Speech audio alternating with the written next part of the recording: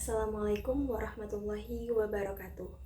Saya Cindy Fatika Sari dari kelas PAI 4J akan menjelaskan materi Fikih Munakahat dan Mawaris dengan dosen pengampu Bapak Dr. Muhammad Yusuf SAG MPD. Sebelum masuk ke pembahasan utama, izinkan saya memberikan gambaran singkat mengenai latar belakang dari materi yang akan kita bahas hari ini. Saya akan membahas mengenai pernikahan. Nah, pernikahan di dalam Islam bukan sekedar ikatan lahir batin, tapi juga ibadah yang harus dijalankan sesuai syariat. Karena itu, penting memahami hukum nikah serta syarat dan rukunnya agar pernikahan sah dan berkah. Selain itu, memilih calon pasangan juga tidak boleh sembarangan. Ada kriteria tertentu dalam Islam agar rumah tangga yang dibangun bisa menjadi sakinah, mawadah, dan warahmah.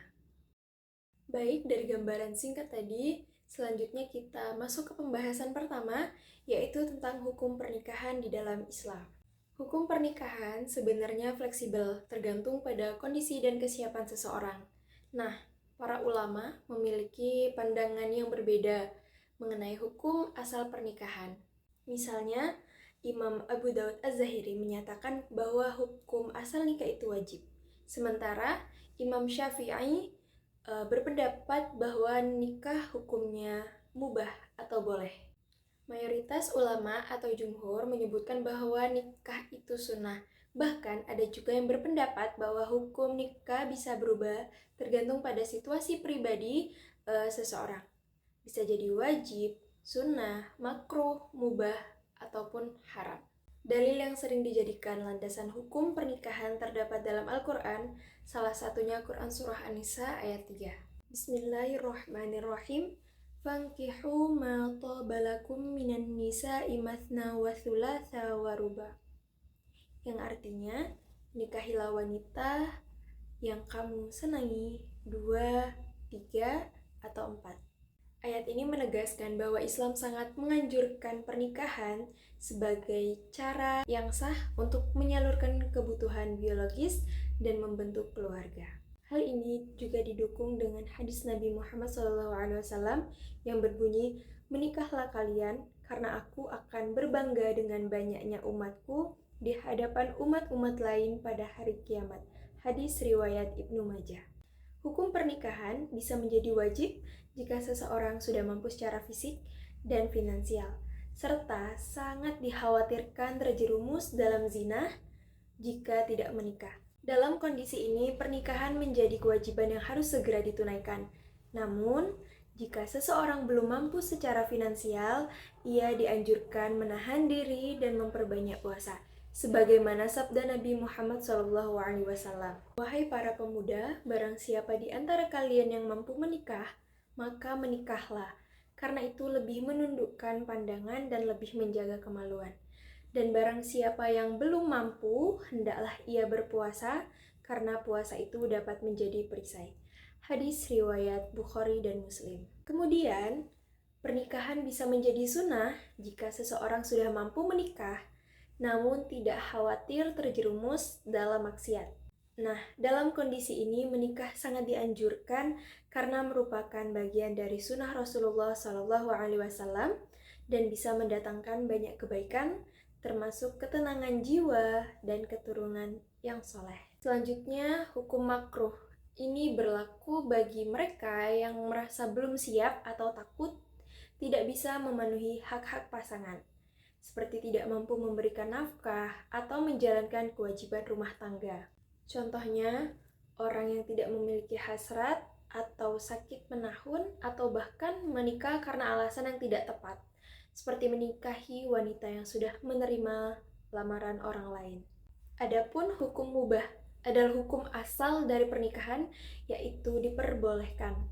Artinya, jika tidak ada kondisi yang mendesak untuk menikah dan juga tidak ada halangan yang membuatnya haram, maka menikah atau tidak menikah adalah pilihan yang terbuka. Dan terakhir, hukum haram berlaku bagi mereka yang tahu bahwa jika menikah, mereka tidak akan mampu menjalankan tanggung jawabnya. Misalnya, seseorang yang tidak bisa memberi nafkah tidak mau berusaha atau berpotensi menelantarkan pasangannya. Nah, dalam kondisi ini, menikah justru bisa menjadi tindakan yang berdosa. Dalam Islam, hukum pernikahan tidak dibuat sembarangan, tapi bersumber dari dalil-dalil syar'i yang kuat, yaitu yang pertama Al-Quran. Al-Quran merupakan sumber hukum utama dalam Islam, termasuk dalam hal pernikahan. Di dalamnya dijelaskan tujuan, aturan, serta hak dan kewajiban suami istri. Salah satu ayat penting adalah dalam Quran Surah An-Nisa ayat 34 yang mana artinya kaum laki-laki adalah pemimpin bagi kaum wanita. Nah, ayat tersebut menjelaskan tanggung jawab suami sebagai kepala keluarga dan kewajiban istri untuk menjaga kehormatan diri. Selanjutnya, tujuan pernikahan dijelaskan dalam Quran Surah Ar-Rum ayat 21, dan di antara tanda-tanda kekuasaannya ialah dia menciptakan pasangan-pasangan untukmu, agar kamu merasa tentram kepadanya. Nah, ayat ini menegaskan bahwa pernikahan adalah sarana untuk mencapai ketenangan, cinta, dan kasih sayang. Selain Al-Quran, hukum pernikahan juga bersumber dari sunnah Rasulullah SAW. Sunnah mencakup ucapan, tindakan, dan persetujuan beliau. Banyak aspek pernikahan dijelaskan oleh Rasul yang tidak rinci dalam Al-Quran, seperti tata cara peminangan, walimah atau pesta pernikahan, yang ketiga saksi dan wali nikah, yang keempat hak pengasuhan anak setelah perceraian, dan syarat-syarat khusus dalam akad nikah. Nah, jika persoalan tidak disebut dalam Al-Quran dan hadis, maka para ulama melakukan ijtihad dan mencapai kesepakatan atau ijma. Dalam bab munakohat atau pernikahan, ijma menjadi dasar hukum untuk kasus-kasus kontemporer, seperti hukum pernikahan wanita hamil karena zina, status hadiah pertunangan bila batal menikah, hak asuh, dan kewajiban pasca perceraian. Nah, jadi ijma menjaga agar hukum Islam tetap relevan dengan perkembangan zaman. Islam memberikan panduan dalam memilih pasangan hidup, agar rumah tangga dibangun atas dasar iman dan tanggung jawab. Yang pertama kita akan bahas tentang kriteria memilih calon istri.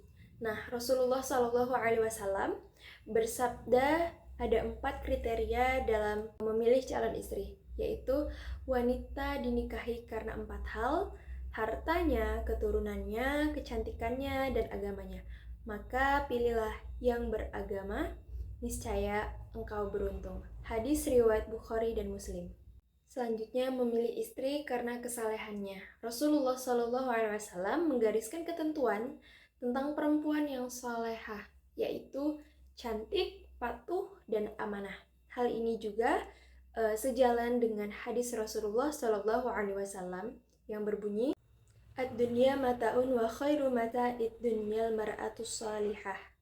Dunia ini adalah perhiasan dan sebaik-baik perhiasan adalah wanita salehah. Hadis riwayat Muslim dan Ibnu Majah. Selanjutnya yang tidak kalah penting yaitu dilihat dari kesehatan jasmani dan rohani. Sangat penting karena akan berpengaruh pada keturunan, proses kehamilan, hingga kualitas pengasuhan anak. Selanjutnya kriteria memilih calon suami. Di dalam Islam, suami adalah pemimpin keluarga. Oleh karena itu, calon suami harus memiliki sifat-sifat berikut. Pertama, taat beragama, sebagaimana firman Allah, "Ya ayyuhalladzina amanu qu anfusakum wa ahlikum nara waquduhan nasu wal hijarah." Yang artinya, sungguh hamba sahaya laki-laki yang beriman lebih baik daripada laki-laki musyrik meskipun dia menarik hatimu. Selanjutnya, pilih suami yang bertanggung jawab serta memimpin rumah tangga dengan adil. Kemudian, pilihlah laki-laki yang lemah lembut dan tidak kasar. Seorang suami ideal adalah yang mampu menghargai istrinya, tidak ringan tangan, dan penuh kesabaran. Dan yang paling penting yaitu bisa membimbing ke jalan Allah Subhanahu wa Ta'ala, yang mana berdasarkan Quran Surah At-Tahrim ayat 6, suami wajib menjaga keluarganya dari api neraka dan menuntun ke jalan kebaikan. Selanjutnya, laki-laki harus sehat secara jasmani dan rohani agar mampu menjalankan peran sebagai pelindung, pembimbing, dan pendamping yang kuat secara lahir dan batin. Jadi, Islam menganjurkan umatnya untuk berhati-hati dalam memilih pasangan hidup. Agama dan akhlak harus menjadi prioritas utama agar rumah tangga tidak hanya bahagia di dunia, tapi juga selamat di akhirat. Pemenuhan kriteria dalam memilih pasangan hidup tadi memiliki dampak yang sangat besar terhadap kualitas dan stabilitas pernikahan. Secara psikologis, pasangan yang memilih kesamaan nilai, visi hidup, dan latar belakang agama atau budaya cenderung mengalami kepuasan dan kebahagiaan yang lebih tinggi dalam pernikahan. Hal ini karena mereka dapat saling memahami, meminimalkan konflik, dan menumbuhkan stabilitas emosional yang mendukung kehidupan rumah tangga yang harmonis. Nah, selanjutnya dari segi sosial. Pemenuhan kriteria pasangan yang sesuai dengan norma dan harapan masyarakat atau keluarga akan memperbesar kemungkinan diterimanya pasangan oleh lingkungan sosial. Dukungan dari keluarga dan masyarakat sangat penting karena dapat menjadi kekuatan eksternal yang menjaga keutuhan rumah tangga. Selain itu, kesamaan dalam status sosial, pendidikan, dan nilai budaya memudahkan pasangan untuk beradaptasi dalam komunitas, menciptakan hubungan sosial yang sehat, dan mengurangi tekanan dari luar. Sedangkan dari aspek ekonomi, pasangan yang memiliki kesamaan visi dalam pengelolaan keuangan cenderung lebih stabil secara finansial. Mereka bisa menyusun perencanaan masa depan bersama, pendidikan anak, hingga investasi keluarga. Stabilitas ekonomi ini akan mengurangi potensi konflik dalam rumah tangga dan turut meningkatkan kesejahteraan keluarga secara keseluruhan. Saya ingin menegaskan kembali bahwa memilih pasangan hidup dalam Islam bukanlah perkara yang bisa dianggap sepele. Ini adalah keputusan besar yang akan membentuk masa depan seseorang, baik dari sisi psikologis, sosial, maupun ekonomi. Oleh karena itu, sangat penting bagi kita semua, khususnya generasi muda, untuk tidak hanya terpaku pada aspek fisik atau materi, tetapi lebih dari itu, harus memperhatikan kriteria agama, akhlak, tanggung jawab, dan kesiapan membina rumah tangga. Karena pernikahan bukan hanya ikatan sesaat, tapi komitmen jangka panjang yang membutuhkan kesabaran, cinta, dan saling pengertian. Semoga apa yang telah saya sampaikan bisa menjadi bekal dan renungan bagi kita semua dalam menapaki jenjang kehidupan selanjutnya, khususnya dalam membentuk keluarga yang sakinah, mawadah, dan warohmah. Agar lebih berkesan, saya tutup dengan sebuah pantun. Berlayar perahu di tengah samudra, membawa harapan dalam bahtera cinta. Pilihlah pasangan dengan bijaksana agar hidup rukun dan penuh bahagia. Terima kasih atas perhatian dan waktu yang telah diberikan. Wassalamualaikum warahmatullahi wabarakatuh.